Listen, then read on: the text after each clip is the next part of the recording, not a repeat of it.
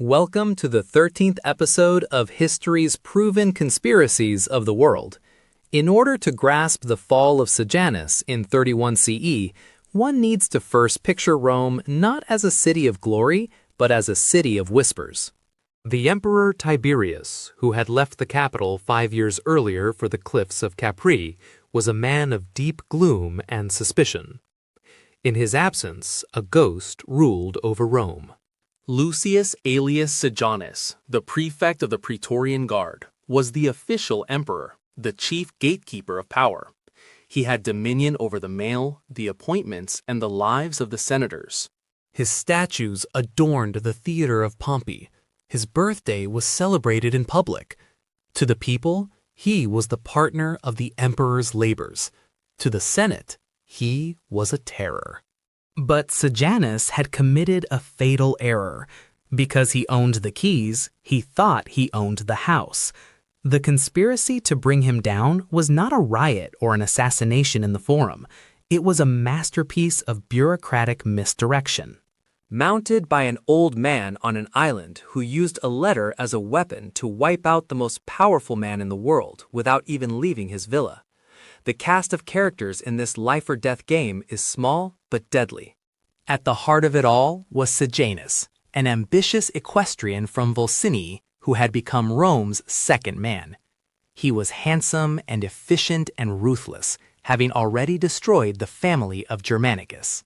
Tiberius Caesar was beside him, then 71 and reclusive and paranoid, but a terrifying intellect. The turning point was Antonia Minor, the sister-in-law of Tiberius.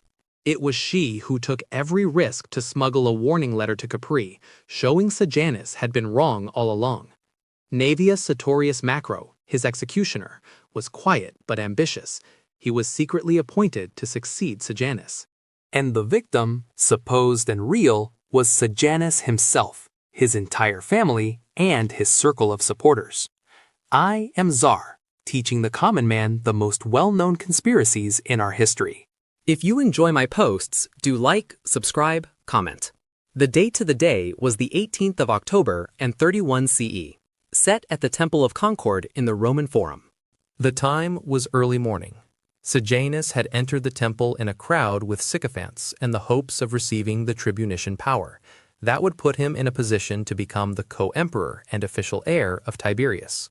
He lit up confidently. He had just been ordained consul with Tiberius. He was engaged to Livilla, the emperor's niece. He believed he had won. And the plot was not bankrolled by gold or bribery, but by the currency of information. Tiberius, informed by Antonia's letter that Sejanus was planning to kill him and take control, or possibly simply wary of Sejanus's increasing power, launched a campaign of psychological warfare. He spent months puzzling over Sejanus. He would write a letter one day praising him, just the next criticizing him. He would say he was dying, and then he would say he was entering Rome. He went on to advance Sejanus's enemies, then proclaim Sejanus's honor. The war of nerves was so intense they kept Sejanus off balance and wondering if he was the most preferred or most targeted. The conspiracy's motivation was simple survival. Tiberius knew he had constructed a monster. Sejanus had command of the Praetorian Guard, the only military force in Italy.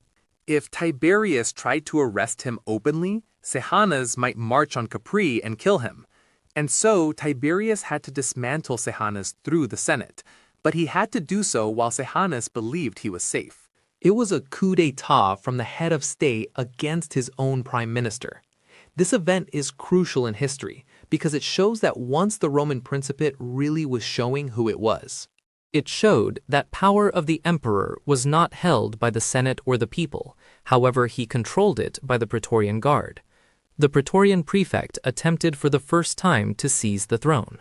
And it illustrated the terrifying power of the majestas, treason trials, which could be applied to sweep away the entire political class based on a single letter. Execution of the plot would serve as a masterclass in deception, fraught with tension.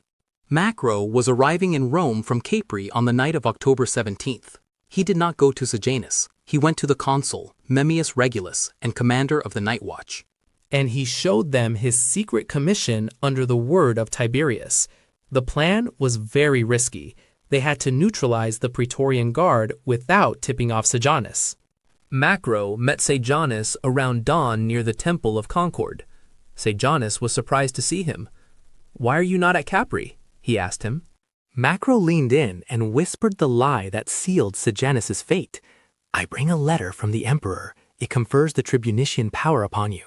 Sejanus was ecstatic. He sped into the Senate, blinded with ambition. Meanwhile, Macro didn't get in. He walked over to the Praetorian guards standing guard outside the temple. He presented them with the decree of Tiberius, relief from duty with a gigantic bonus. Loyal to their paymaster, but also to the emperor, the soldiers kept their orders. They marched back to their camp. Macro, in turn, promptly replaced them with the vigiles, the firefighters of Rome. This was the critical move. Sejanus was now trapped inside the temple with men who did not answer to him. Inside, the consul Regulus began to read the long letter, Verbosa et Grandis Epistula, from Tiberius. It was a masterpiece of rambling genius. It started with mundane matters, then drifted to complaints about Sejanus. Then praised him, then complained again. The senators were bewildered and watched Sejanus. At first they cheered him, but as the letter continued and the criticism sharpened, they grew more distant from him. The bench that he sat alone on became an island.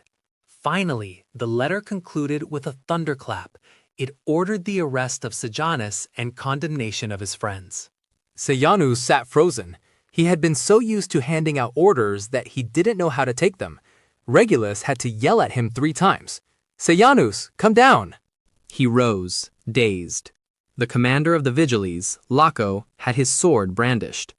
The senators, who had been praising him minutes earlier, commenced to yell traitor and enemy. The result was a frenzy of violence.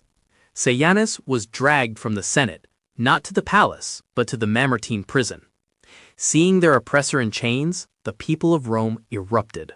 They toppled his statues right before his eyes. They beat his guards. Later that afternoon, in another Senate meeting, the Senate voted for death. Sejanus was strangled in the dungeon. He was flung onto the Gemonian stairs, where the mob tortured it for 3 days until it turned into a shapeless mass of flesh, before pouring it back into the Tiber. The fate of the witnesses and the family was monstrous. Sejanus' offspring were doomed. His eldest son was executed. His young daughter, a virgin, couldn't be put to death by Roman law. So the executioner raped her in the cell before strangling her. His former wife, Apicata, killed herself, but not before writing a letter to Tiberius to explain that Sejanus and Livilla had poisoned Tiberius' son, Drusus, 8 years earlier. This news transformed Tiberius from a political officer into a vengeful monster. Livilla had been taken to her mother, Antonia, who locked her up in a room and starved her to death. The geopolitical and political shifts, all were immediate. The purge following the fall of Sejanus was one of the bloodiest in Roman history. Tiberius, who, now trusting no one, began the treason trials. Senators, knights, and friends of Sejanus were captured. Tacitus, the historian, calls it a glut of blood. The administration of the empire ground to a halt. The emperor would not take the new governors for fear of betraying him. Rome turned into a penal town of informers, known as delatores, where a joke in a dinner party could lead to execution.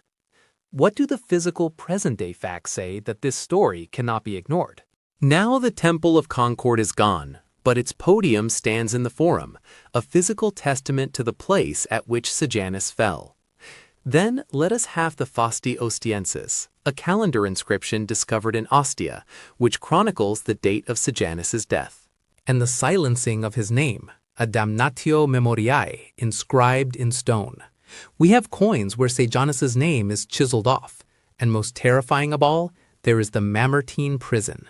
You can go to the Teleionum today and stand in the dark, circular room wherein Sejanus, the man who thought of himself as the emperor, discovered that he was nothing more than a usurper in the grip of a ghost. The fall of Sejanus has the eternal lesson about autocracy.